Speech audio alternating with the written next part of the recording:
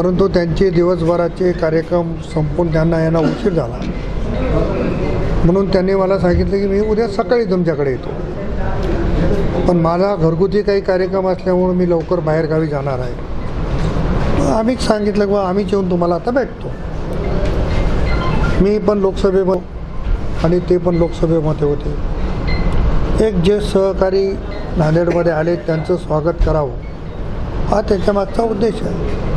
आणि आम्ही युतीमधले असल्यामुळं त्यांचं स्वागत करण्यासाठी आम्ही आलो. घरी भेट व्हायच्या ऐवजी इथं भेट झाली. तब्बल अर्धा पाऊण तास तुम्ही आतमध्ये होतात, बंद दाराआड काही चर्चा वगैरे आल्यावर काहीतरी चर्चा होणारच. आणि आता सगळ्या काही चर्चा लपून राहिलेल्या नाही. राजकीय काही चर्चा राजकीय चर्चा होणारच ना. ते शिवसेनेचे नेते आहेत, आम्ही राष्ट्रवादीचे कार्यकर्ते आहेत.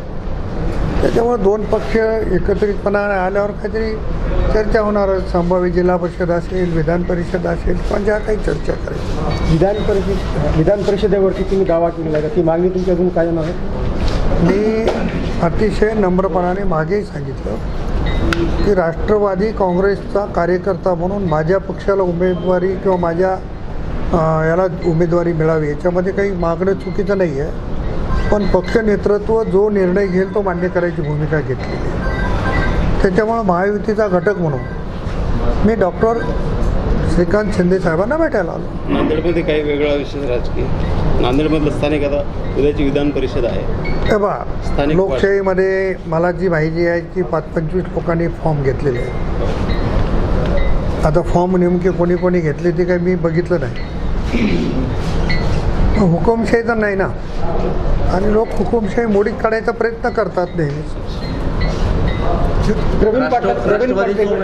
प्रवीण पाटलांनी फॉर्म घेतलेला आहे. तर मला कळलं, माझी काही चर्चा आणखी याच्या संदर्भात झाली नाही किंवा मी त्यांना विचारलं नाही.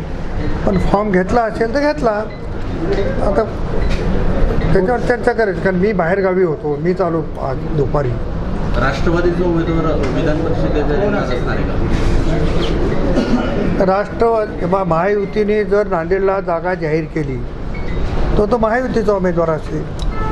आणि ज्यांचं नाव जाहीर झालं नाही आणि कोणी उभा राहिला तर तो अपक्ष असेल. साधं गणित आहे. म्हणजे निवडणूक होणारच आहे, बिनविरोध होणार असं मला वाटते. निवडणूक होईलच. सर, आता शिंदे साहेबांच्या उपस्थितीमध्ये आपण आमदार कल्याणकर यांच्यावर नाराजी व्यक्त केलेली आहे. खाजगी कार्यक्रमामध्ये सुद्धा आपण नाराजी व्यक्त केली. काय नाही, मी अजिबात नाराजी व्यक्त केलेली नाही. त्यांना सहज असलो, बालाजीराव मी लवकर आणायला पाहिजेत होतं माझ्याकडे, याचा अर्थ नाराजी नाही. बरं, विधान परिषद निवडणुकीवर आतापर्यंत अशोक चव्हाणांचं वर्चस्व राहिलेलं आहे. याही वेळेला चव्हाणांनी यापूर्वी कमल किशोर कदम सुद्धा विधान परिषदेवर होते. तेव्हा वर्चस्वाचा विषय नाही आहे. आणि ठीक आहे ना, लोकशाहीमध्ये काय घडते हे मी सांगण्याची आवश्यकता नाही आहे. नवनवीन घडामोडी पाहण्यासाठी स्टार महाराष्ट्र न्यूजला सबस्क्राईब करा आणि ताज्या बातम्यांचे अपडेट मिळवण्यासाठी बेल आयकॉनला प्रेस करा आणि परिपूर्ण बातमीबरोबर रहा, इतरांपेक्षा एक पाऊल पुढे.